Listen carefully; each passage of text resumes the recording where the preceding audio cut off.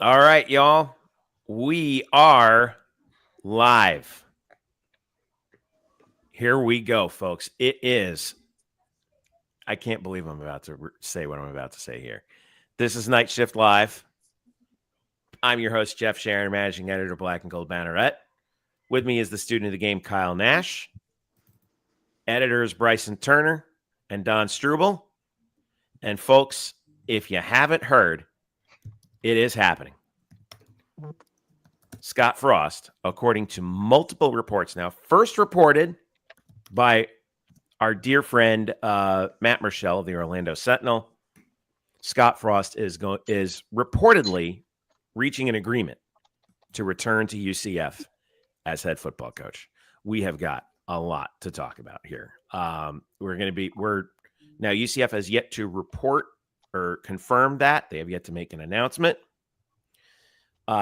Jamie Say of Channel 6 says that a UCF source has confirmed to her that it's happening. As we were talking about just before we went on, there are two people who there are no two people who we trust more in Orlando media than Matt Murschel and Jamie Say. They have never done us wrong. And here we are. This looks like it's going to happen. So let's dive on in. We got Kyle, we got Bryson, we got Don. The news broke at about 5:30. It looked like when Matt went live with it. Brandon Hellwig says that a deal has been struck of UCFsports.com, Brandon Hellwig. So here we are. Guys, I'll tell you, I have never seen a more positive, excitable reaction to a coaching hire in the 23 years I have been covering UCF sports in some capacity or another. This is assuming all gets completed, and again, it still feels like until UCF confirms it, we're not 100% on. We're not 100% in, but assuming this is what happens. This is massive, guys. This is a tremendous moment for the program. Now, what will become of it? We will be talking about that, but here we go. Wow.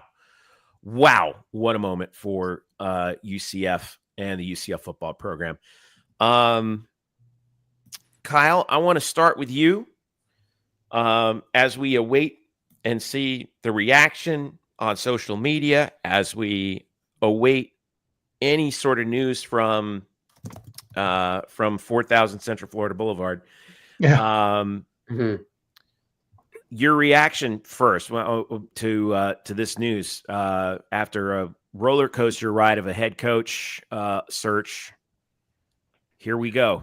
Yeah, right. And a pretty fast one, too, that came right out the gate the moment that Gus left. Something, like the now departed, defunct, eventually hero rock and roller coaster, right? So, no, I'll put it this way. You mentioned the reaction, Jeff. Let me go to a Scott Frost alum here, UCF, former UCF left tackle, Aaron Evans, who played for that team that did the impossible with Scott Frost. And once I had actually informed here, I was texting with him about it, breaking like that. And once he once I told him, at first he thought it was a complete troll, but once I told him, no, there's legs, it's real. He says, That sounds to me like you've trolled him before, Kyle. So no, I haven't. There's honor among linemen. I can't speak between you and the rest of our staff, but that's a separate conversation. You walked right into that disc, by the way. Yeah. No, but his response was, dude, I can't wait to see him again. I'm too excited about this. I've got chills. Direct quote from Aaron Evans. And listen, I get the excitement from me personally, selfishly. Getting to talk to Scott Frost again is going to be fun. He's the first coach I spoke to, in press conferences and all that back in 2017 when I first started doing UCF beat at all.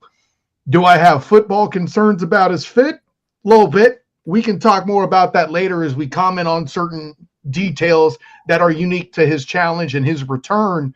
But listen, in some part, as risky, air quotes, as this hire may or may not be, this isn't about Scott Frost, the human, when I say I'm looking forward to talking to him again. Don, let's go to you. This was a big moment that it's so funny. You were telling me like the first time around, you were like, I missed out on this. I feel like I'm getting a second chance. Apparently, you're not the only one. Yeah, essentially, Jeff. I mean, I think back to Scott's first tenure and all the, initial success he had with the program. And I was just a 20-year-old kid with no college aspirations living in St. Pete. I had no idea I'd even be going to university, let alone having a chance to cover this program with him returning for a second tenure. And so it does feel pretty special.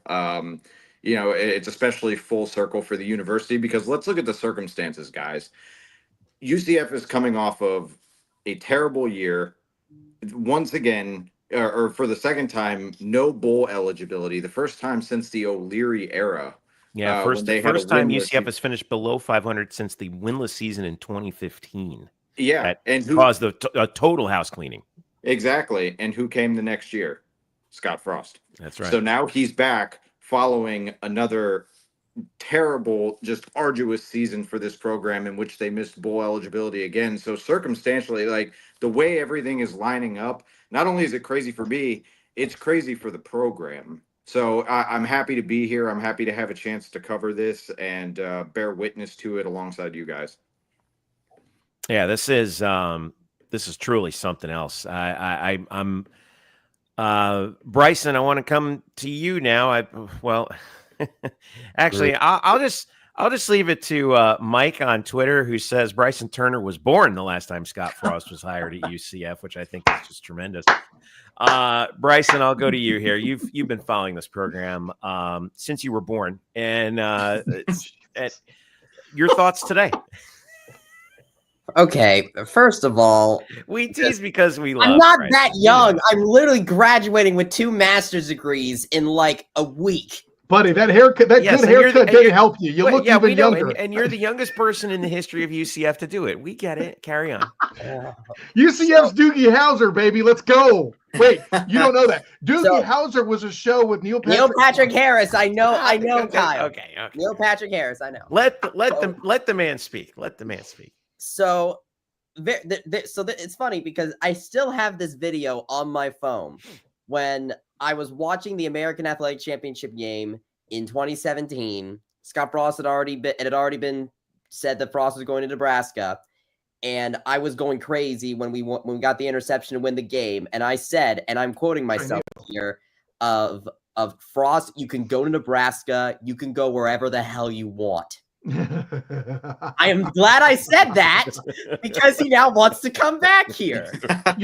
I'm glad you mentioned that, Bryson, because like I also remember, let's recount this too. Like I actually thought at first he was going to stay until the Monday presser before the championship game. And the look on his face, like it looked like somebody had committed a judo kick to his gut. He was obviously warned. Come to find out later, he had just talked to the team to inform them of the situation before he came to talk to us in the press. And when I saw the look on his face, when I saw his countenance, when I saw his presence and presentation during the press conference, though he didn't announce it, I had that, yeah, he's done look. So you mentioned what you're saying about his performance and the goodwill he earned. I kind of speak in part what I personally saw, me knowing how hard it was for him to leave the program the first time. I think those two things should go together. Yeah. I mean, I remember there's a story that Mark Daniels did in the aftermath of the reports of Frost leaving for Nebraska. And I remember on his radio show, he had Pat Clark on, and they recounted a story that like Scott was, when he left was really, really torn about it because he had fallen in love with Orlando. He had fallen in love with UCF, but he felt, an obligation to go back. Remember, he's a Nebraska kid. He was from Nebraska. He won a national championship for Tom Osborne. And if you know anything about old school Nebraska football, that's that there is a level of loyalty that even other Midwesterners are in awe of, right? But it didn't work out. And, whatever the reasons were for that, yeah, Eric Edwards, exactly, is sitting in the golf cart. That's exactly right. Yeah, I think we all remember hearing that conversation. Matt Dolan actually brings it up too.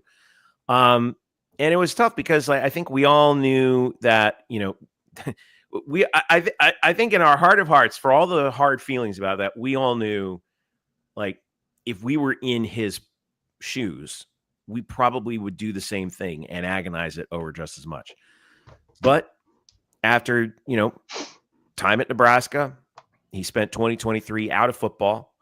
This year, he's been with the Los Angeles Rams as a staff offensive analyst under Sean McVay. Kyle,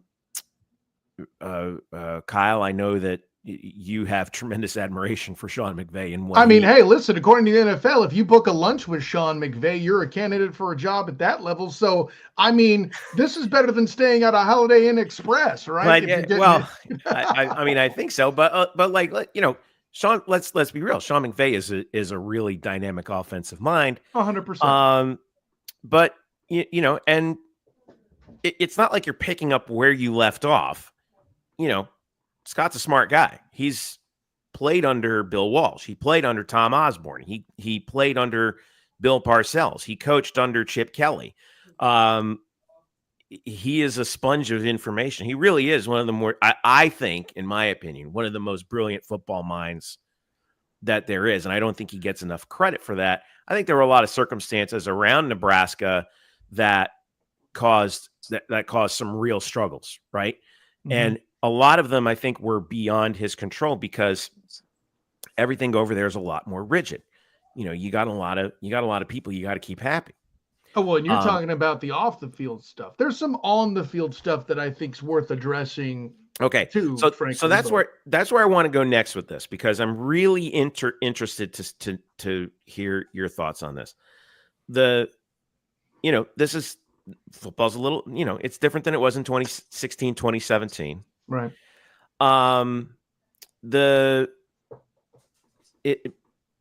In regards to what has changed, by the way, recruiting's obviously changed a lot because NIL is much, I'm going to have to go on and on about NIL and the transfer portal and the whole 9 yards and whatever. But when you look at what he's walking into at UCF now, obviously we're in the Big 12, not in the American anymore. That's another small factor. If you didn't say it, I would have. Yeah, I know. So when you look at what Scott is faced with from an on-field football perspective, what are going to be the big challenges he has to face? And Eric Lopez is going to chime in here real quick, but go ahead, Kyle. Awesome.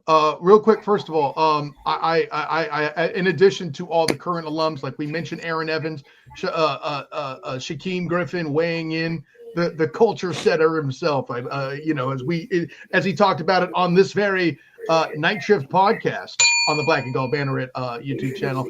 The new school is out there on Twitter talking about it. Dylan Risk giving me an LFG out there on Twitter. So that's something that's reassuring to see the new quarterback enjoying it. Not that that's necessarily a surprise. So the keys to why Frost, in my opinion, failed on the field in Nebraska was a personnel problem there. He tried to take a finesse style into the Big Ten back then in what it was, right? In a world where I think Jonathan Taylor might have been, a big deal in Wisconsin, that time frame, and tried to finesse your way through the Big Ten. When the middle of his offense collapsed, he struggled. Now, granted, there were some other issues. You mentioned issues with dealing with people responsible. The boosters were in his way, allegedly some, and there was a lot of that, goings on. That may be a factor here at his current arrival. But from the off the field perspective, him taking this Chip Kelly and finesse style piece that we'd seen, we had. What makes you think he's going to run that here? I'm going to get there, Elo. Hang on, Elo. Hang on. No, because we're spending all this time talking about Nebraska, which has nothing to do with what job he's taking now, unless he's going back to Nebraska. That I'm missing something. Well, we're going to get there. I think you didn't hear my question to Kyle here, but I want to let Kyle finish his point, and then we'll bring Eric in here because I want to get your initial reaction to. Go ahead, Kyle. These are good questions you're asking, Eric, but I'm going to answer them. I can assure you. So the piece I'm getting to is, so that's the reason that fell apart there. Now, here are going to be the challenges. We mentioned you're going to need a different kind. We talk about needing a different kind of personnel to run a Scott Frost offense, right? Well, if we're to believe all the criticism of Gus's antiquated old offense being power and run first and not requiring a smart quarterback, well, that's a little different than the offense that Scott Frost ran. And the first thing in Elo, I know you're going to agree with this. The first thing he's going to have to go out there and do is find receivers that can do the job first. Maybe Dylan Risk is a fit. I'm not saying he's going to be Mackenzie Milton. Let's pump the brakes. Maybe he's a fit in that scheme because as a guy who can run enough to be mobile when they need him, but a guy that has enough touch and brains to hit the short pass, maybe he's a fit, but that receiver core has got to improve. And they definitely have to account for offensive linemen, but in a whole different way, right? You can't have a Ryan Swoboda or a Paul, oh my gosh, the German Sam Jackson or somebody like that, yeah. Well, Sam Jack is going to be a little slow too, but these tall 6'11" guys ain't going to be it. You need the guys that are both big and fleet of foot, right?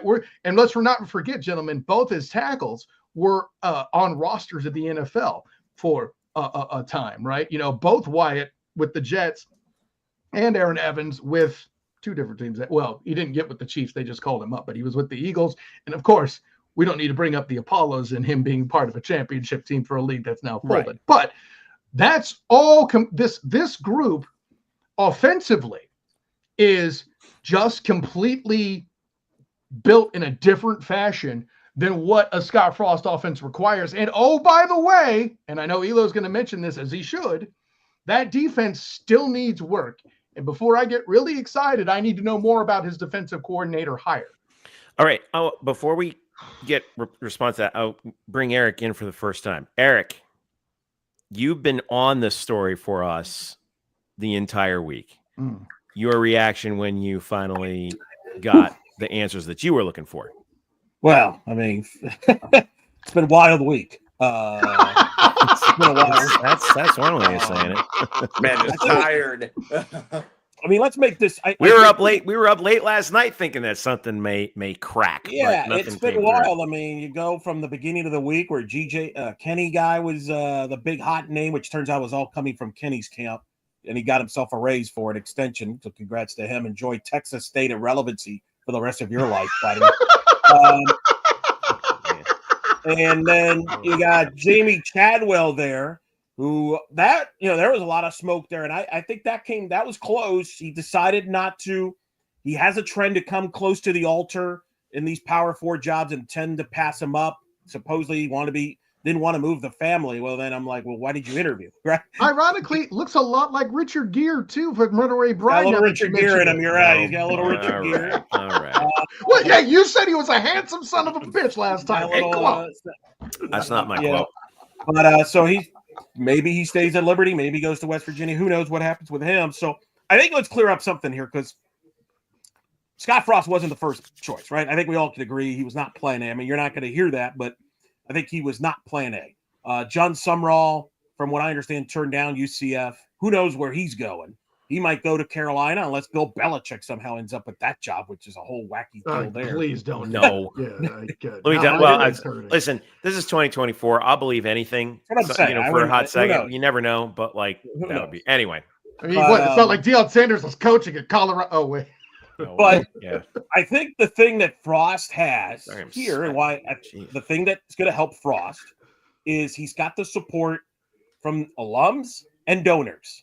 And what does alums and donors have? They got money. Mm-hmm. And in today's college football, that's even more important than any, expertise about where you've been in college football the last couple of years. And I do think this is going to be, yes, people will bring up nostalgia. I will probably write a column about it. But this idea that he can't come back and have success. Greg Schiano's had success at Rutgers since he's been back. Bill Snyder's had success. No, that's true. Bill Listen, Snyder had success. Mac Brown had success at North Carolina. He just recently, was forced out of that job, but he had them back, with Drake May back in contention. Right. And so this is not unusual in college football. It's not unusual in college sports. Heck, it's not even unusual in pro sports. Joe Gibbs came back a second time with Washington and led him to the playoffs way back in the day. So this has happened before. The thing I like about Frosty, you were breaking down the offense. He'll run a wrinkle of his offense, but who has he been hanging out with in Los Angeles? Sean recently? McVay. Yeah, we talked might about go that. down. He's probably the best offensive mind in the sport going right now. I mean, everybody that's around him gets hired, including that clown in Cincinnati who somehow has been to a Super Bowl. It's all this hate on Zach Taylor. Who knew he was Zach getting Taylor straight? due to you? Oh my By the way, God. another former Nebraska quarterback I should mention. Anyway. Yeah, there you go. So what I like about this for Frost is he wants to be here, number one. All right. You can say, well, I wanted this guy. Well, that guy didn't want to be here. What are we arguing about? There This is guy some wants there to to be that. here. That's a good point. Yeah. That's number one. Number two, I think Scott's good with what the situation is, people will say, well, is he desperate? I think UCF was always the one college job he would come back to. But I think if he didn't get the job, he just would have stayed in the NFL. So I don't think he was, quote, desperate. I think this is more of a redemption situation for him. I think he generally loved it here. And now you're going to have, I think for the first time ever, really since the Peach Bowl, I think a fan base and a donorship that's all going to be unanimous, not unanimous. There's always going to be your glue coughs. They're always going to be negative. But everyone catching strays from the Salt tonight, baby. Woo! I should hide under my desk. I'm next. Oh my God. But you're going to have, I think, the overwhelming majority supporting this guy, supporting the coach, which we haven't had. Josh Heupel had his, people that didn't like him. And by the way, people in the locker room that didn't like him. Let's be clear, right? Fair. Same with Gus, especially at the end. And I'm not suggesting this is going to work. I think I don't. Who knows? I don't know. May not work. May work. May not work. It's a high risk, high reward. Yeah, but that's no different than any other hire. It's no different than if you hire Barry Odom. It's no different than if you name your coach. There's always risk and reward. We don't know. The question will be, what are the resources going to be like? But I think this is a redemption story, and I think it's a story where Scott's willing to coach here under the resources they have. I think that's a positive. And I think there's a lot of optimism here and excitement about it. Will it work? Who knows? But, I mean, Bryson's probably going to go after grad school for a second term. I mean, he's not excited, right, Bryson? You're excited. Oh, look, I am excited, but it's because of this. The biggest thing that I think this does for the program is that it gets all that excitement back to UCF football again, because it's not the same as it was in 2015 when we were winless, but I almost feel like the expectation gap from what we got was around maybe like comparable to 2015, where we thought we were going to be way up here and we ended up way down here. So the fact that Scott Frost is coming back means that UCF is able to keep that support going. And especially when Frost threw his name into the ring in the first place, if Frost was a candidate and they went with somebody else that wasn't a home run hire, then there would just be rebellion regardless, and the fan base would fracture. What the UCF did was galvanize the fan base again to keep the hype train going for at least a little bit longer. Even if this blows up in Frost's face, you can say to all the people that demanded it, hey, you guys asked for this, we tried it, and it didn't work, so let's do something else. Even if this like Frost blows up in everybody's face, which who knows? But in the end, it keeps the support going and it keeps the ambition going for a little more. So I'm going to flip that right on its head, Bryson, because what this really shows to me is that, and for lack of a better way to use the analogy that's appropriate, this is the proof that the inmates are in there running the asylum. It's my understanding and belief, based on what I'm looking at and picking up and all that this is a air quotes booster driven hire. This means like every other college football job. We're now officially in a power conference. That's what this means. Yeah. We're real, guys. We're for real now. I'm gonna wait for you to finish, Lopez. Shit, if I'm trying to agree with you, and you just keep going, man. But you're acting like it's a negative. Yeah, it absolutely is. Because when you have the boosters running this much of the ship, that means nobody with any actual football knowledge, or at least proven as yet, is in the fan base, right? These are people that wanted David Levy in the building, for example, back before when they had this much. You mean push. Jeff Levy? Jeff, thank you. I said Dave. Jeff Levy, right? And how's that looking there with Oklahoma and how all that went down? Like, what are we doing here? Okay, guys. I mean, some people actually still think that they should have hired him. I mean, and you make for the record, he went 2-10 as the head coach at Mississippi State this year, but it was his first year. But go ahead. here, I just hear a bunch of you guys making points that actually exacerbate. Hold on. Here's the difference, though. 10 years ago, you might be right. This ain't 2014. The people you're mad about, the donors being involved. You use the word mad. They're I more did important. not say anything about mad. You said that. The donors are a lot more important than the actual coach nowadays. That's exactly what I'm saying. But not just the coach, Eric Lopez. This is where I was actually landing the plane. Any of the front office, right up to the president themselves, right beyond Terry Mohajir. Cartwright is beholden there. Now, granted, how much Cartwright's supposed to be involved in athletics, that's a separate conversation. But the punchline's this, guys. None of their names matter. And it's cool and everything that Terry Mohajir has another 18 months or so in his contract. But at this point, what are they actually doing, at least involving the football program? So that all being said, and okay, you don't have to agree with me, Mike. That's cool. But what I'm saying is this is clearly a lot more money driven than it ever has been before in this school's history, as I understand it. That's the only point I'm making. That's good, though. That means they're invested, which is what you need. Let me just hit the reset button real quick right now. It's 7:40 p.m. Eastern time, and the news right now is that Scott Frost has agreed in principle to return to UCF as head coach. So we're kind of working on that. Jamie Say of Channel 6 has reported that a UCF source has confirmed to her that that's happening. Matt Rochelle was the first to report it. Sources told the Orlando Sentinel that UCF is close to bringing back Scott Frost as his next football coach. But when you look on the story itself, and I'm going to share the story actually so that everybody here can see it. As soon as I get my settings correct here, let's go ahead and share that, and then we'll share that, and then we'll hit that, and voila, there we go. Now you don't want to see Colin Cowherd, do you? Absolutely. According to sources close to the situation, the university is bringing back Scott Frost as his next football coach. All right. So yeah, this is Jeff Sharon, Eric Lopez, Bryson Turner, Colin Nash, Don Struble with you here.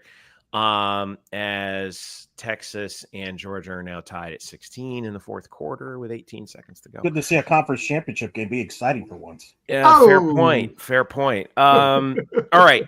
So now let's move this forward, because obviously we talked about the reaction from the alumni, which has been obviously, as you guys are saying, overwhelmingly positive. The next thing is going to be. I want to say though, and Terry, let's defend Terry here. He interviewed a lot of people. We should say that. Yeah, it's not like he just went on a whim and said, "All right, I'm going to do what you tell me." He literally went through a bunch of names, and it's fair for you to bring that in. Absolutely. And again, there were some people that said no. A lot of things had to break right for Scott to get this job. It's not like he was the top choice. Well, is it worth going through who some of those were for those out there? You know, yeah, Jimmy Chadwell, I think, was close. I mean, that's been well documented. Jamie Chadwell, from what I understand, was quite close indeed.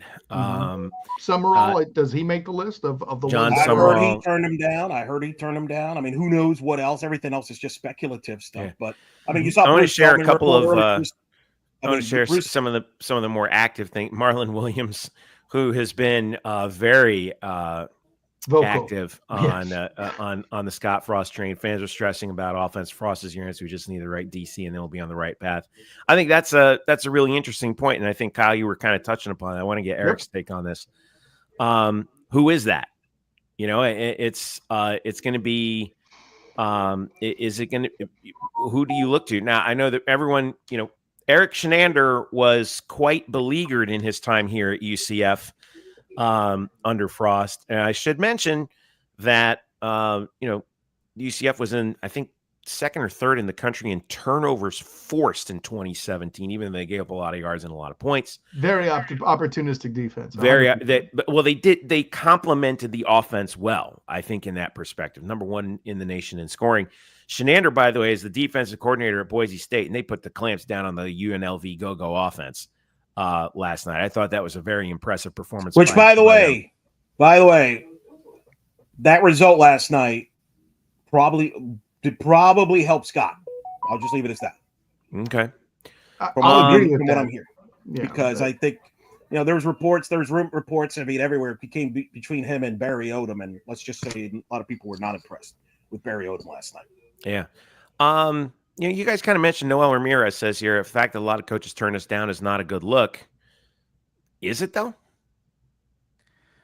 I personally think that for a while there, UCF was being used as a bargaining chip. I think it just kind of comes with the territory of being a new Power 4 conference program. You got to kind of make your way, improve yourself. And I think at some point, a decade from now, that won't be the case. But I think that there was a lot of leverage use being, you know, driven there. And I feel like after Chadwell backing out, if that's indeed what he did, Frost was the best possible option given the circumstances. But yeah, I mean, that's just, I don't know if I would necessarily call it a bad look, but that's just kind of the reality of the situation, it seems. And it does feel like, you know, now that we're in this sort of new era with the playoff, with everything. I'm sorry, Eric, that has introduced another layer of complexity to the head coaching search process, right? Eric, what were you going to say? Yeah, this whole thing. Danny White got turned down often too. The difference is nobody remembers that because Scott Frost ended up being successful. The only time people remember who turned you down is when the hire. Do you remember who turned down Danny White? The stage wasn't as big. Yeah.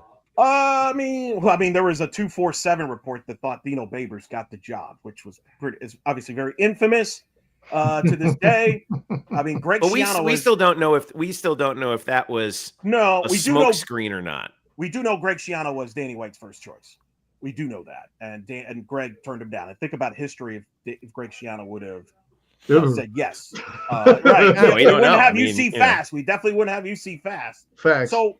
Greg Schiano's the only human on the planet who can get Rutgers to win. So correct. I'm just saying, like, 80s GMs get turned down often, and we just, you know, we make a big deal out of it only if it doesn't work out with the coach that Curley gets hired. So I would just, like, you can't have it both ways. You want your AD to go try to get the best person as possible. Well, he's going to be aggressive and try to go after some big names that maybe you think he doesn't have a shot, but he's going to call. Does that, you know? So but I don't think the bad look sticks with the big names, right? Like, no one's mad at the fact that Dion said no, right? Or or that a phone call was made that didn't manufacture a coach like that. No one's mad at Terry for missing that, but I think it's the nature of the hires that said no, right? You got other G5 entities that are saying no to UCF, and I think that's the part now that maybe the air quotes bad look. But you nailed it the best already there, though, Elo. If everything turns out cool with Frost, nobody cares. Nobody cares. And moreover, I'll even see that and raise you. It improves the reputation of the school, much like it did the first time around. One of the posters reminded me, Kevin Sumlin was another target of Danny White. Oh, of course. I completely forgot. I forgot Kevin Sumlin. So it happens. It happens. And listen, I don't want to make it Scott Frost might fail, and Kyle can come back here in a year or two, a couple of years, and say, I told you so. This is why it didn't work. That very well could happen. I don't want to make it sound like this is a slam dunk, but I also don't Like some people are going to hate on this hire. That's what bothers me. Like I'm willing to There give the is guy no a slam chance. dunk. You're absolutely right. Yeah, there's no such thing. I don't care who you hire. There is no such thing. I just don't like the premature. I hate it. He's going to fail. Give him a chance. No, Just give him a chance. it might not work.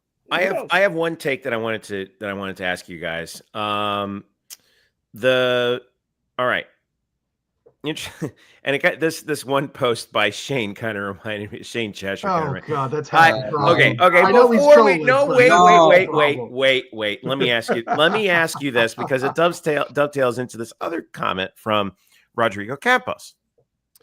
I'm a bit more concerned about how we're going to rebuild our roster for immediate or faster success on the field. So my question is this: given that, okay, does Scott Frost have a longer grace period in order to rebuild and get UCF back to into contention in the Big 12 than any other hire would have? Does he get more time from the fan base? Eric, you say yes, and then I want to go to Kyle, who says no. Eric, go ahead. Oh, no, I absolutely no.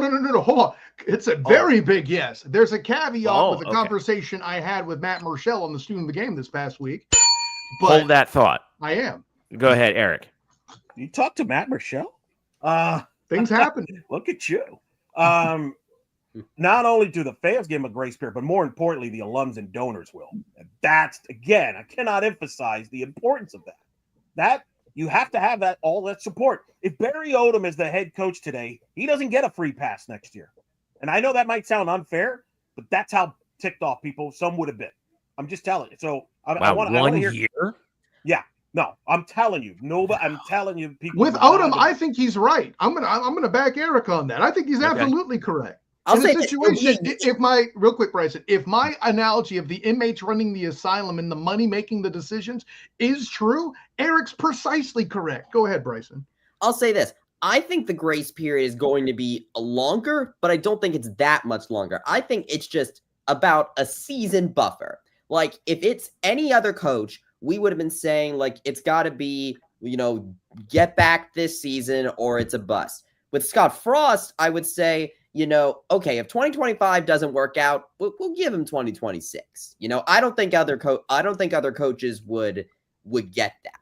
Or in the other case would be if people were saying with other hires, oh, okay, we should contend by 2026, they would give Scott Frost until 2027. I just think it's an extra season's difference in terms of grace. Well, I don't think that this is solely based on nostalgia either. I memean, Frost was on an upward trajectory in his tenure at UCF. They go from being winless. He gets them back to bowl eligibility, and then they go on the magical 13-0 run the following year with the Peach Bowl victory that ultimately granted them the national championship title for 2017. But it's not just about the record, guys. Let's look at what they were able to do defensively. I mean, a while ago, we were about to turn the page on what they're going to do at defensive coordinator. He pulled them from being ranked 117th in the nation when they were allowing almost 40 points a game all the way into the top 50, got that point total down by like about 13 or so. They also doubled the turnovers that they were able to force from 2015 to 16. Now, there was only anywhere that you could go from rock bottom, and that direction was up. And he was able to get them up. So we have a precedent that has been set that shows upward trajectory. So this isn't, again, it's not just nostalgia based, like, oh, hooray, Scott Frost is back. Let's give him more time. He's proven that with time, maybe we can see more results, but the sample size is tiny, and take that for what you will. You could say that UCF rocketed to success under Frost. You could. Good pun, Bryson. I like that. Are you going to tell him the truth about what happened really in history, Elo, or should I handle this one? Oh boy. No, go ahead. Learn me something, because I wasn't. Go for it, Kyle. I defer. Because for all the upward trending you talk about, and granted, it is some upward trending. Listen, you're going from one end to the pendulum to the other, okay? Here's the thing. Land the plane, Kyle. Everybody's suddenly forgotten that this is the same guy who was the head coach when the great Mackenzie Milton got booed off the field in the Cure Bowl, right? Things that happened, gentlemen, okay? We mentioned this defense, and here's the thing that I'm surprised Elo hasn't already said to interrupt you. This was against G5 entities, brother. Okay. Yeah. You got Devin Singletary coming in the building and running all over you, but you still win by a zillion points. You know. That was post Frost. That's post Frost. That was Heupel's first year Okay. with Randy Darrell, Shannon as defensive coordinator. What about are we going to count Darrell Henderson before his senior year too? Because Darrell Henderson ran all over everybody. The point is, for all this vaunted defense that there was, if I'm going to catch heck on a regular basis on the Night Shift Live on the Black and Gold Banneret YouTube channel, and instant reactions after every game about what running backs do to the current UCF defense, that they were doing the same thing back then too. The thing that Frost's defenses did best was hit the stat line that's most important every single football game, and that's keep the points down. What I do want to mention, though, is for all the changes that have happened since 2017, and people will look to Frost's struggles at Nebraska in the 4 years that he had there, where they, by the way, the number one narrative out of that was how many close games they lost, which in this sport, no one's gonna like me hearing this, especially you, Kyle. But it's like, how many times can you flip tails in a row? I don't know. Ask Gus. Well, fair point. But he was walking into a place where obviously he knew the culture, but he had no control over it. Mm-hmm. And I keep thinking back to what Shaquem Griffin tweeted not this morning, but this evening, I should say. And said on this show, by the way. That he's the culture keeper. The culture keeper's back. And if that's the case, Scott has a chance to further build that culture. Now, if you're one who believes in the importance of culture, and I happen to be, I'm not religious about it, but I do believe it's important. That is what kind of turned things around and helped turn things around so quickly. But can it work in the era of NIL and nearly unlimited transfers?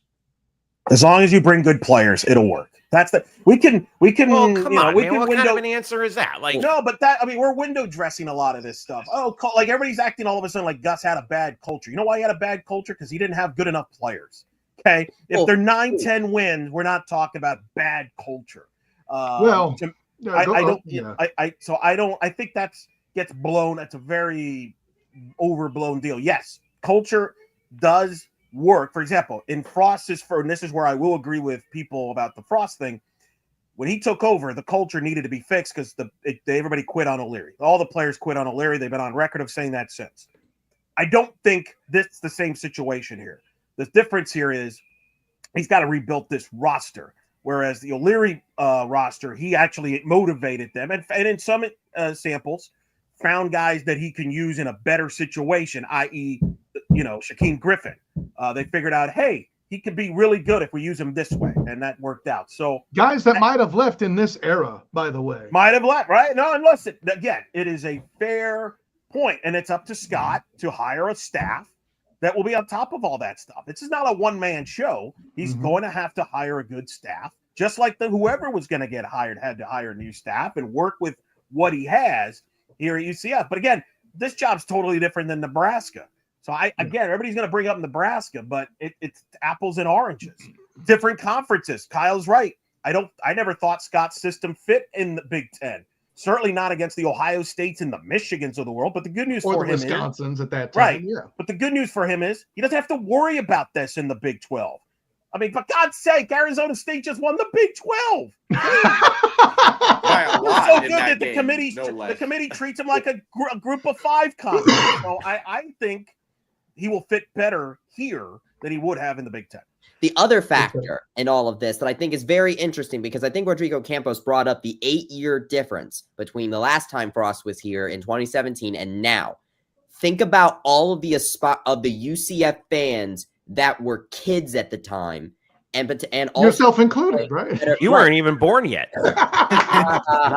That was playing Pop Warner football, or going to UCF, or grew up seeing what Frost was doing at UCF. That is your big recruiting pitch for Frost right out the gate, I think, is that if you're in Florida and you saw what Scott Frost was doing at UCF and as a kid, and you were UCF fan, whatever, or became a UCF fan because of them, because let's face it, I mean, that's one of the, for me, that was when I went from like, all right, I like UCF to I love UCF, was during that time period.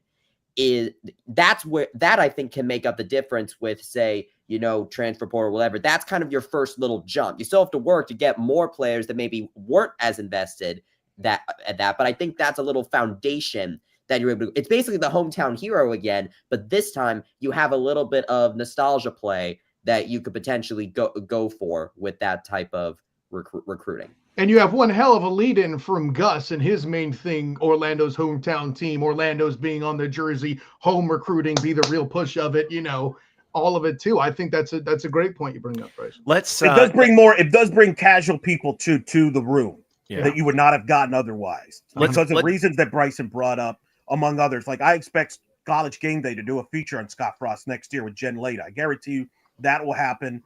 I've heard from people on my phone that said haven't been to a UCF game in about a decade that they're going to go to a game next year. So let's go to the next obvious question, which I think is on everybody else's mind. And it starts obviously with Mackenzie Milton. Do we expect Mackenzie Milton to return as staff? Hate seeing him with that Tennessee yellow. That's Shane Cheshire. Now, what we do know, aside from this, is that a number of former players are lining up in support of Scott Frost, some of whom are even openly advocating to bring some of their other fellow former players back into the fold. We know Mackenzie Milton is the quarterback coach at Tennessee under Josh Heupel, the other UCF head coach he played for. So you mentioned staff, right, Eric? Would you who do you expect to start filtering in as a staff? Who would you like to see? And I particularly want to pay attention to both the top of the offense and the top of the defense and the coordinator positions. Well, Mackenzie's the obvious. Yes, quarterback coach. I mean, that seems like a natural fit. Comes home. I think that's a big pitch. The other thing about Mackenzie is he's been hanging out with Josh Heupel. So now, think about this, what I mentioned earlier. Scott can wrinkle in some of the stuff he learned from Sean McVay. Mackenzie can come in and say, this is what Hype liked to do too, by the way. So now you're putting some different ingredients into this offense. But it's still close enough that it's not that big a change. Exactly. It's a I love it. soup. And let's not even think. I like that. Very well done. And let's not even to think big picture here. What if Frost is actually successful? We'll think of who could be the successor to the crown. So I think Casey will be on the staff in some fashion for sure. I think Sean Beckton, as long as they still have I don't know if him and Frost have had any outs from Nebraska. Are they still good? I think Beckton makes a ton of sense to keep on this staff. He's the most versatile coach UCF's ever had. You can put him anywhere. He'll coach him up. Deep tight end, receiver. I could see that on the staff. I think defensive coordinator is a little different. I don't know if Chinander comes here, although the irony is Eric Chinander may end up being one of the big reasons Scott Frost got this job. By the way, his defense performed against UNLV's offense last year. Listen, that defense put on a show last night against UNLV. Correct. I mean, we've heard all year about how good that offense is, and it has been good at UNLV. I'm just saying, from what put the clamps on them. Yeah, I'm just saying that's the irony is Chinander may have done his best friend Scott Frost a favor, maybe the final. That's a hell of a point, Lopez. I like it. That's why this is so wild, man. It is. There's all these little things that just makes this so fun of a story. Like, I think this could be one of the biggest UCF stories ever, beyond on and off the field. And if you're going to bring receivers back into the fold, having that pull of, hey, this McVay guy, maybe you've heard of this dude, Puka Nacua, that just blew the hell up as a child.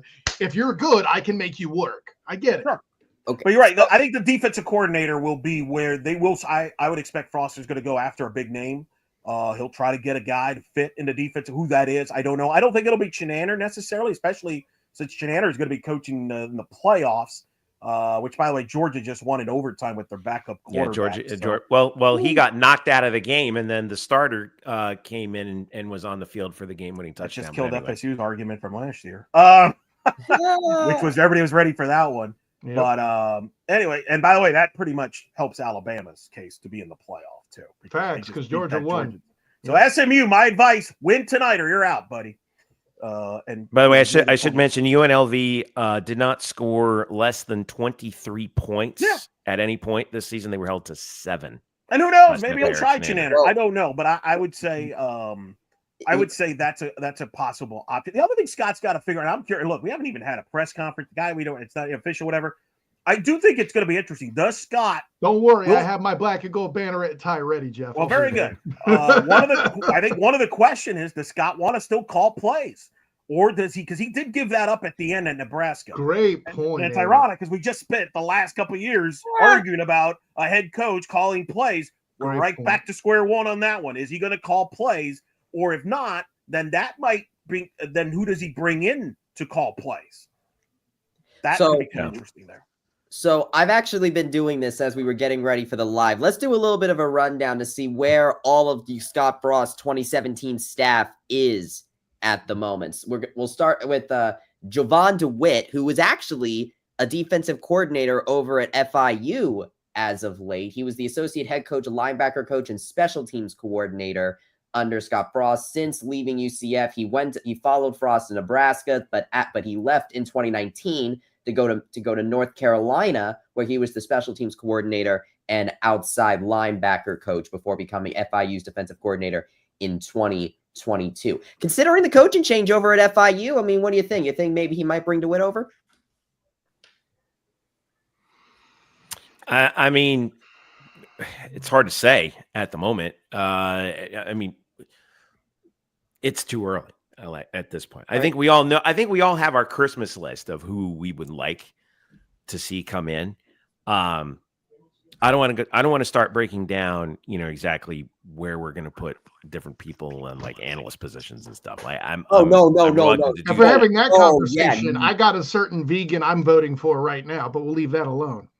Well, I think we all know who you're talking about, but we're not going to do any. We're not going to tamper here. Okay, I'm not. I mean, nobody knows what. There's lots of vegans. Yeah, we're just looking. We're just looking right now. See, exactly. Donnie Dox is a vegan. What are we talking about? Mike mentioned it, but Troy Walters is with the Cincinnati Bengals as a wide receiver coach, so he's in the NFL right now, like Frost was. Greg Austin, he was the O-line coach under Frost. He's with the Jaguars right now, actually, as the assistant offensive line coach. Mike Dawson, who was the defensive line coach, is actually a senior analyst for the defense at Kansas since February 2024. Mike brings up Tyler Hudanick, who was a player on the up front for those Scott Frost teams as the offensive line coach at USF under Alex Golesh, who also coached here, but not under Frost, I should mention. Right? Yeah. Travis. Yeah. Of course, you have Travis Fisher, who is we heard from him. He was the cornerback coach at Syracuse. That's definitely one to watch. That is definitely one to watch on the defensive side of the ball. That you also have Ryan Held, who is the running back coach at UCF. He's actually it looks like he's the head coach currently at Nebraska Kearney, which is a D2 school. He was a interim head coach in 2022 at North Alabama, and he was an assistant head coach in 2022 before that. That was after he left Frost. So it's interesting that he became a head coach at the D2 level. Would he want to come back up and do a position coach? I will say this. The other thing the other thing to bring up is there somebody here that Scott keeps? That's what I was going to say. Is there any retention? And the first guy that comes to mind, right? The first guy that comes to mind could be a Cam Barton. I was going to say that's the only defensive guy immediately. But then again, and listen, I like Cam. The thing that works against him is he's had so much quality beef to work with.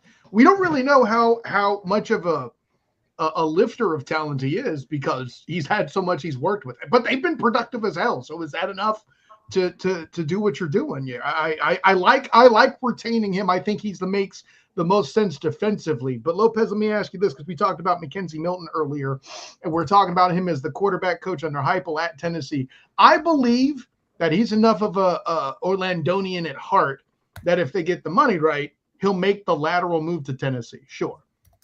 But do you see a world where he would require a promotion to coach with Coach Frost? No, I mean, you would be getting a promotion to be the quarterback coach. Okay. That's not what his title is at Tennessee. Oh, I thought it So- was. My mistake. Okay. Remember, Hazel handles the quarterbacks over there at Tennessee. Oh yeah, Joey That's- Halsey. That's right. He is the Halsey, quarterback. my coach. bad. Officially, Halsey. officially, McKenzie is an offensive analyst. Is that right? I believe so. Now that Or is doesn't mean he he doesn't. listed as an offensive assistant? You know? Right. But right. he works with Sometimes- the quarterback. It's starting to become like NFL jobs now, Yeah. exactly where So like I- let's just make up a title. And you I know. think that's a good question though for Travis Fisher to answer, because if you're Travis Fisher, you just had a heck of a year at Syracuse. Jeff, you could speak to this better than I can. You follow Syracuse. they had a heck of a year. Well, he's there. I'm not gonna lie. I want Syracuse football on a Let's daily- just say, ironically, his old complaint about Alabama making the playoff could be partially Fisher's fault. Just throwing it out there. Well, you know. Well, how did he do with the defensive backs at Syracuse? I mean, Well, I'll double check their defensive rankings, but let me put it to you this 'Cause way: if I you're trust Fisher- Travis Fisher. because if you're With Fisher, Syracuse's defensive backs, that's for sure. Hey, I mean, you if did you're- enough. You did enough to take down a Heisman Trophy candidate over there with Miami, right? I'm just at saying. least, Yeah. yeah. He's So a I Throwing mean, it if out there. So if you're Travis Fisher, do you come back to your alma mater a second time? Do you feel that's a lateral move? Obviously, do you want more money? Does he have a chance maybe to be a defensive coordinator somehow? I don't know. I think there's some interesting questions there that I think will be interesting to see. The other thing we don't know, and this is where the former players might come in as far as a role. And Mike Yes. brings up a good question in the chat room. Stanford just hired Andrew Luck to be their GM. This is interesting. Yes. And I wonder if Scott does the same thing with one of the former players, like a Shaquem, whoever becomes all of a sudden a GM. Now, Andrew Luck was as sharp as it gets, so that doesn't surprise me. But I think that could be The interesting. Griffins ain't dumb. I hear what you're Well, doing exactly. yeah, I think right, that's right, right. beautiful. Maybe if KZ isn't QB coach, he'd do that. Maybe. Well, here's the thing that I find fairly interesting about that is I'm hearing a lot more grumblings about this, and not grumblings, I should say, but a lot more rumblings about this, and I'm wondering if you guys are hearing the same thing, which is that we're going to hear the college football programs are hiring people to be their like directors of player personnel, their general managers. These sort of NFL sort of front office titles, right? Is this the right time for UCF to do the same? And who could you see doing that? After all, the kingdom's being moved in house, right, Jeff? Why the hell Right. not? Frost actually did that when he was here in 2017. Horace Raymond served as his director of player development. Then Sean Dillon served as his director of player personnel, even had an assistant director of player personnel named Ryan Callahan. So Frost has kind of been doing this, unless the roles are a bit different Right. than they were back then. I don't Well, know. One I can think it would argue be that's forward thinking of the way we do business now if he was doing that back then, but right. But also the duties of somebody in that position might be different, Sure. based on what they were back then, right? One So- would assume, right? because you can always kind of create a position. The NCAA has, at least at the time, had very strict requirements about if you were if your title was this, you could have contact with players, whereas if it was that, you couldn't. Now that stuff has changed. Like, for example, Eric, I'm sure Warren Sapp is a defensive analyst at Colorado. Guess who's running around with all the players all the time, right? So, it's not hard to pick out Warren Sapp on the sideline at a Colorado game. So, so I don't know. Here's the thing that I think it bodes well for Scott Frost. And I think it was Bryson who brought this up. When he came in here in the winter of 2015, 9 years ago, hard to believe. There was a sense that the ship was adrift. Mm-hmm. And he got the systems back up and running. He got the engines back up and running. And lo and behold, we started moving, right? My sense is from your guys reporting, from a lot of from what we see on social media, is that the atmosphere has kind of been similar recently, that the ship was kind of adrift with UCF football. And now it's going, the captain is back, right? So, yeah, I mean, that's if you're gonna do it, he's the guy who can do it, right? Yeah. Here's the other and thing. has the most legitimacy both within the program and outside of it. I also don't think it's as big of a risk as some will make it out to be, because, and we're going to find out, maybe we'll find out when the contracts come out.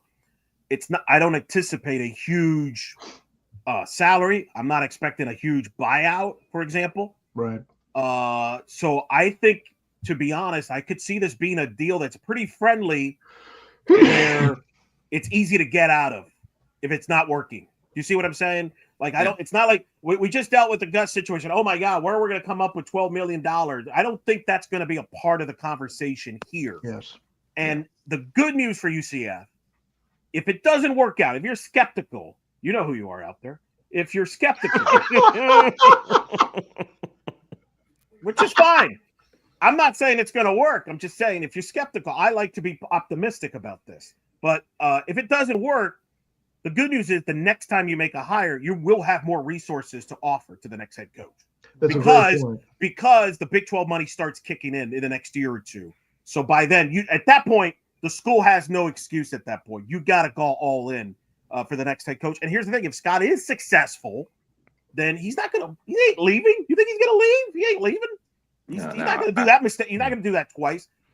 So that's why I don't think it's as big of a risk as some people make it out to be, because, again, I think this will be and I could be wrong. Now, if the contract says something different, but I think this will be a pretty friendly contract for UCF, in my opinion. We'll see. I think the way you do it. Oh, go ahead, Don. Yeah. Sorry, I was just going to say, this isn't LeBron James coming back to Cleveland. He's not dictating terms and running everything that's happening here. But as I mentioned in the beginning of the show, there's a precedent for, as Jeff put it better than I did, righting the ship. I mean, this is a program that's in turmoil right now. He has a chance to fix it, and it could be a win-win, because if he does fix it, then you talk about a longer-term extension. Then you talk about solidifying his future within the program.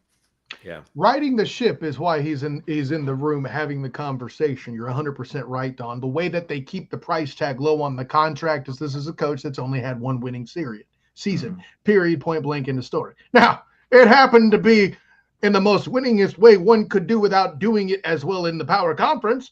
But listen, this is what UCF is living on as far as pulling in the donors. If he wasn't perfect, then there's no way they would get this kind of draw. We're not having this conversation. And I think, to your point, Eric, the way you landed it best, risky or not, it was him or Barry Odom, because so many other people who really kind of shouldn't be saying no did, right? And Barry Odom probably is more expensive to get out. It will be more expensive and much less exciting. And you know what? Expensive, not just in price, but also in loss of potential earnings, right? Right. And of course, owners can then use more money for NIL, because remember, what people were so mad about last season was they spent so much NIL money on players like KJ Jefferson or Penny Boone, and they didn't end up doing jack. I'm glad you brought that up, Bryson, because the fact that you don't spend as much on the head coach means you can save money and go more into NIL money, whether it's for high school recruits or the portal. You could do both. And an argument could be made, unless you're Kirby Smart or one of the top echelon coaches, that's the route to take these days.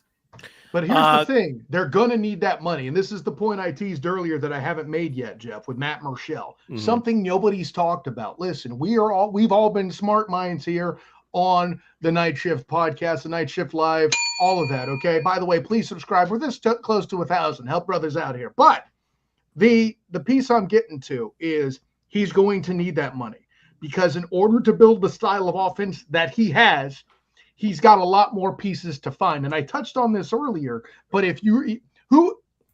don't know anybody that's in the current upcoming staff or class that is a big-time receiver, that it is even at I'll say a Xavier Townsend level, let alone a Javon Baker or a Kobe Hudson. Because I definitely know we don't have a Gabe Davis at this point in time as far as a mix of size and speed, right? We don't have a Traquan Smith, who's a guy that is big enough to be a tight end but can still run routes like a mamma jamma. We don't have a Marlon Williams that can take the tops off of stuff. We don't have a Jedricks Nelson. We don't have any guys like that right now on this roster, and I can guarantee you he's going to be that. We also don't have Adrian Killenses, or may he rest in peace, Otis Andersons. We have bigger style backs. Maybe you could argue a Miles Montgomery can be crowbarred in and fit nicely, but we don't have the other backs of that type that are on that roster. We don't have mobile offensive linemen that are necessarily great at pulling any of that. And that extra money is going to have to go to NIL. But will they have enough to do that and revamp the defense? That's where it gets scary. Slight disagreement from Mike here, Kyle. We do. Gus's offense just didn't show them. I don't know. I'll leave that to you. I would require an example. The one thing I will give him is a Randy Pittman, because I know for a fact Frost actually threw to the tight end a lot more often, as he did with Akers and Kalubi Alley. Also, don't forget, Scott, his first year, I mean, it wasn't like Justin Holman was a fit. Jordan McDonald got a lot of carries that year with Killings on the roster. So great point. Scott's been able to adapt before. It's not like, and I'll defend him this way too. Otis Anderson was a true freshman when he started making impact early on. Mm-hmm. If he can get him out the gate like that, that would be awesome. But then again, guys that size might get murdered in the Big 12. But you know, Kyle, you bring up the NIL money. You know who that puts the pressure on? The same alums that wanted Scott here. It's up to them because they need to put up too. Oh, well, I'm sure they'll absolutely assess responsibility. Well, and that's the point. I think they will do it for Scott. I don't think they would have done that for any other coach because, and this is not just a football thing, I think it's an all sports thing. Alums are a little more hesitant donating when it's not the coach they played for.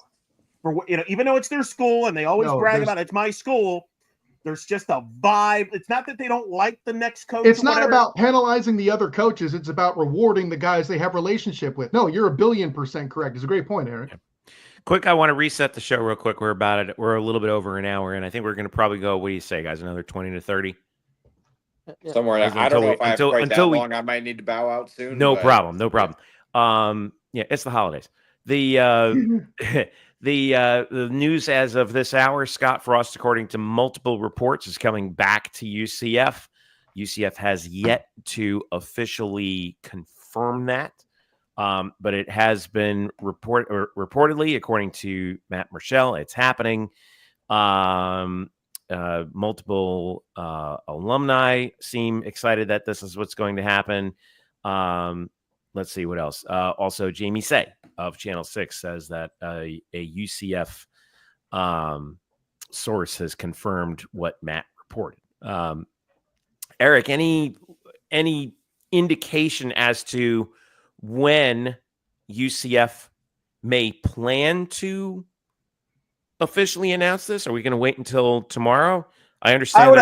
There's a men's basketball game tomorrow that a few of us are going to be at. So I would imagine I wouldn't be surprised if you get something Sunday morning.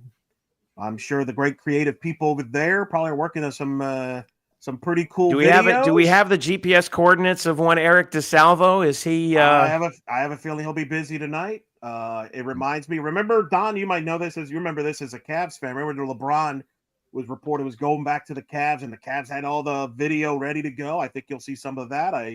If the timing works out, I would not be surprised if you see Scott at the basketball game tomorrow. That would is it going to be a busy night in the hashtag content office over at probably if that I be ready, Johnny Docs. Just throwing it out there. There's a lot more than Tarleton State in the building, baby. Oh yeah, there is so many like he's back clips that content can use for that. I am very excited to see what they go. I would assume something comes out tomorrow. If not late tonight, it'll probably be tomorrow morning. And then I would assume we'd have a presser maybe Monday, Tuesday range. Remember, the portal opens Monday too, so you want it out there as well. So I could see that. Listen, let's give Eric DeSalvo a little credit there, though, Jeff. He doesn't need play coordinates. Knowing DeSalvo, he's already probably put out like 100 or prepared 100 pieces right there on his phone from old stuff he had, dude.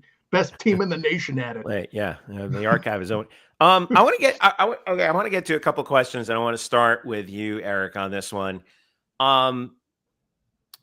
Are there any players who've announced that they are transferring out of UCF who you might think might now reconsider now that Scott Frost is coming in. Kyle is shaking his head and giving me the look of shame that I see way too often. No, dude, this is my just initial. I'm thinking through it in my head. Okay, while you think, I'll let Eric react. Do you think there are anybody like? If I'm like EJ Xavier Colson Townsend or EJ Colson, maybe, I don't know. Like who could you see possibly who may have entered in the portal, maybe was thinking about entering the portal, maybe coming back? I think EJ Colson, if I was him, because he kind of fits what Scott likes. To me, that would make sense. Xavier Townsend, who knows? I don't know what his opportunities are elsewhere. But I would say EJ Colson. I mean, the quarterback. I'm with you, Kyle. I think there's questions. Does Dylan Risk fit in a Scott Frost offense long term? I think he fits better than Colson. Maybe, but you let him battle it out, right? Yeah, for sure. So we'll see. I think that's one that jumps to mind. I mean, who knows who else?